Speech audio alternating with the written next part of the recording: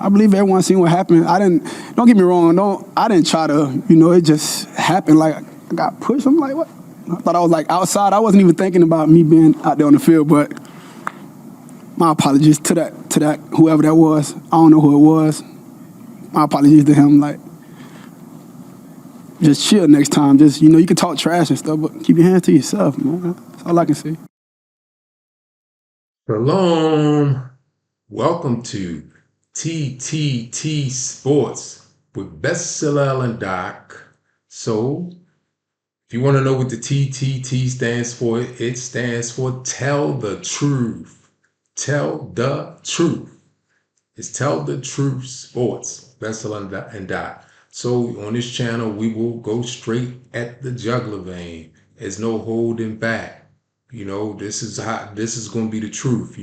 What we see, we're going to speak it. Today's topic is going to be about what you just heard. Lamar, come on now. How could this man be apologizing after he was assaulted, right, by a fan?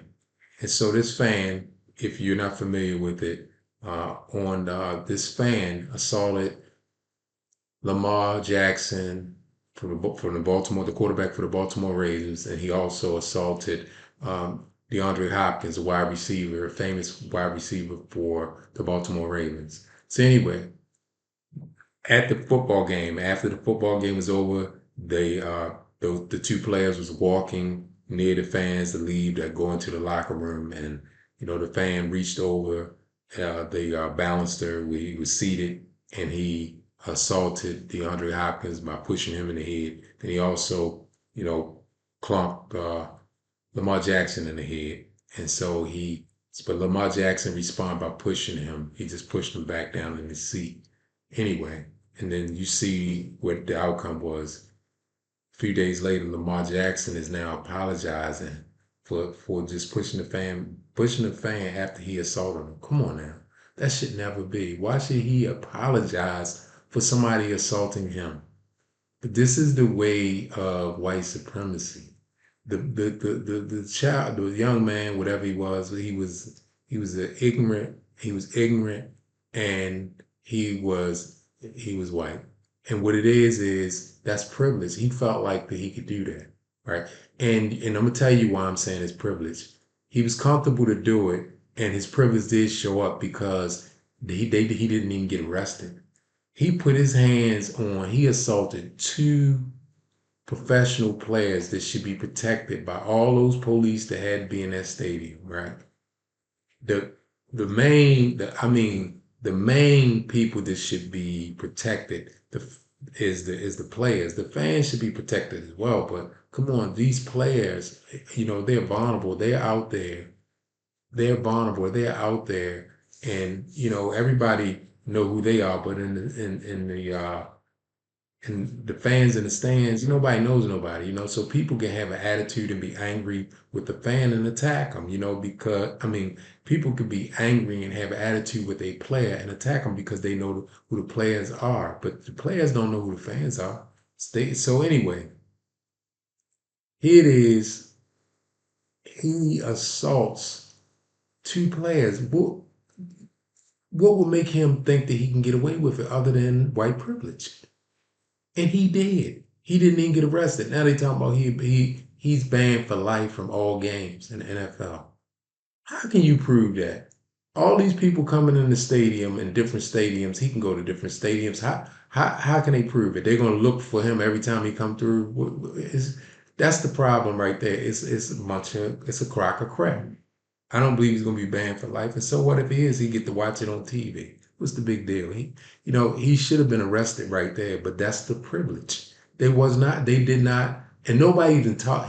Here's why I can say even what I'm saying. I know people say, nah, don't say that, Betsal'el. You always want to throw race in there. Here's the thing right here. Look, even the media has not brought up anything about charges being pressed, because the media is going to always go along with the white supremacy, with white privilege. They just are, right? It's obvious. Come on now. Had this fan been an African American, you would have heard the whole. First of all, he would have it would have been a African American, whether it be male or female. Arrest right there would have been made. Charges would have been brought up, right?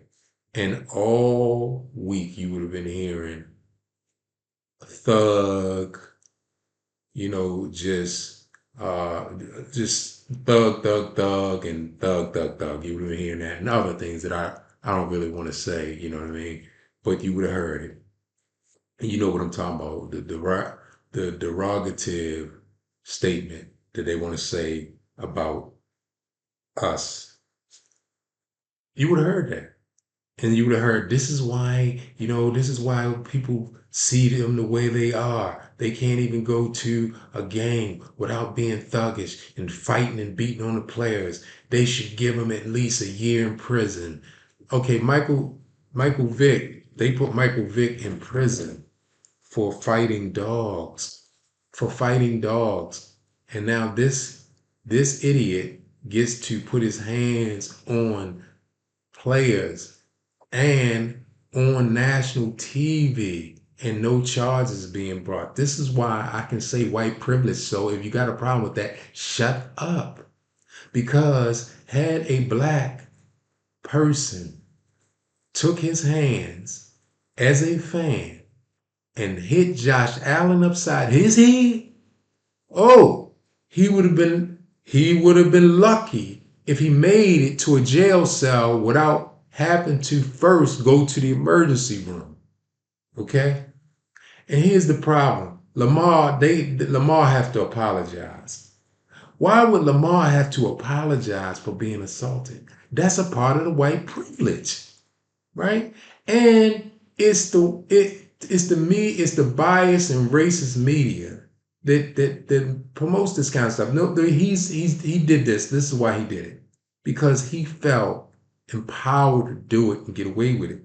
You think people it don't hear how they talk about Lamar in a negative way, and it gets them, all these fans, all riled up, and they already got hate in their heart, a lot of them. But then the media putting fire to it, just putting fire, always talking negative about Lamar, lying.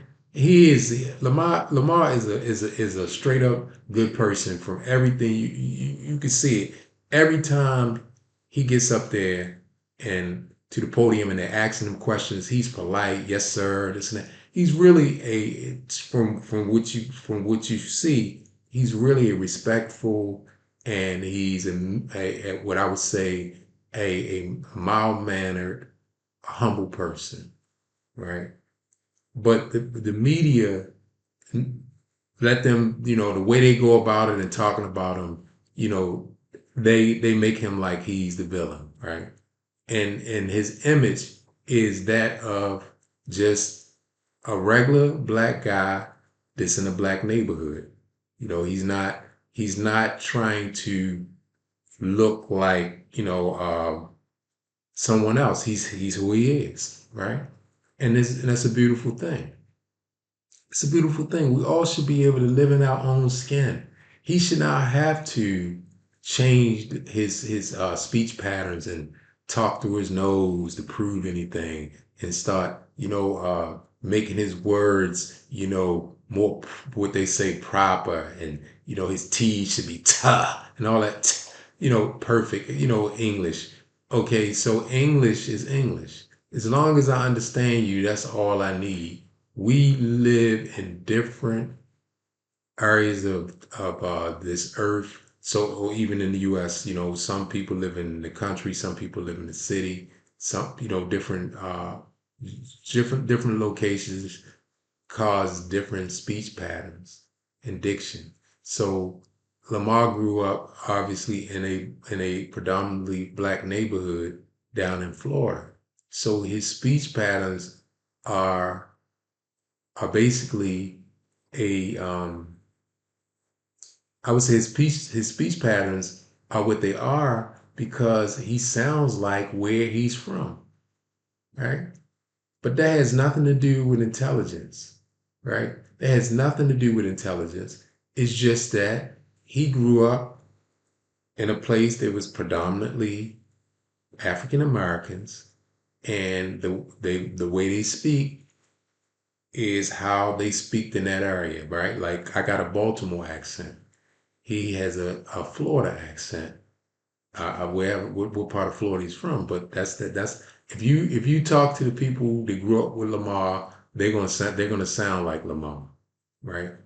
And so the way he wears hair and different things, this is how he grew up. This is what he's comfortable with, and there's nothing wrong with that. His talent, right, is what should be looked at, and not, his speech patterns and the way he looked, right? But that's what white privilege is. That's what white privilege and racism does. And so here it is. We have a person that's a upstanding citizen. He is one of the best football players ever seen. He's really a nice person. I mean, just polite and everything. But yet he got to go through this and be humiliated. And what's more humiliating is they told him he had to do it. He gets up there and have to apologize to an idiot when he didn't even do anything wrong, right? Because if somebody puts their hands on you, what is wrong with you pushing them off of you or hitting them back, right? So this is why I got this channel right here, right? Because people are afraid to tell the truth. And when you tell the truth, so let the chips fall where they may. If the shoe fits, wear it, right? So those who are going to be screaming and hollering or be angry about what I said, then that means that I'm hitting your heart. It's the truth, and you don't like it. So if the truth fits, wear it. If the shoe fits, wear it. If the shoe does not fit, then you don't have to wear it. So if it's not true, don't worry about it. Just don't say nothing. But if you screaming and angry, you just want the privilege to keep going, and it gets worse and worse and worse. Before you know it, this is how things get worse. Whereas though the players may end up coming and getting in danger beyond just somebody clonking them upside the head like this fan was doing. The next thing you know, they'll be in their personal life and somebody attack them. That can happen because of all the negative, lying, wicked people that's constantly saying bad things and about Lamar, trying to make him seem like he's a bad person, like he can't play. And I know we talking about this football. I've heard people say things, not the mainstream media. They can't go that far, but I'm saying you can just see when you read the comments, like the mainstream media is lying and making him look like he's not worthy of the position, and he's constantly proving them over and over again and blowing them out the water. But if you read the comments, like underneath, like if you go and read the comments underneath some of these programs that you can find on YouTube or whatever, who gives an analysis of the game and Lamar and his performances, you can see the racism underneath in the comments sometimes. It's bad. I mean, down to he's a thug, different things. You'll find that sometime. And that's because of the atmosphere that the media creates. They hostile towards them. And these people already have hate in their heart. And all these people are doing is fueling it. And it's not just the white ones, it's the black ones too. Because you got some of these black ones come on there and feed the same narratives because they want money. Because some people do anything for money. They'll sell their own mother out. And so anyway, I'm not gonna go on with this, but I'm gonna say this.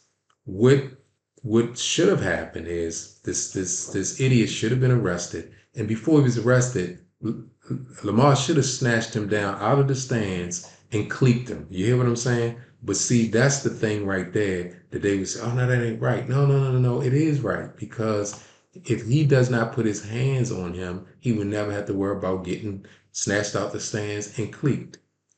So again, let it been Josh Allen and a black person had done that. They would have Billy clubbed him and then took him to jail. And you know what? The bottom line is a lot of times a black person ain't gonna do it because they know they don't have that privilege to get away with it like that. They know better. They know what will happen to them. See, that's what I'm saying. And it's not right for nobody to get away with it. Even black people to do something like that. But anyway, I'm gonna close this one out. So like, share, subscribe to the channel, leave comments. I love to hear your take on this. Please leave some comments. I want to see, I'll respond to your comments. I want to hear, I'm bring the fire. Whether you agree with me or disagree with me, I'm okay with that. So anyway, we'll talk soon. Shalom.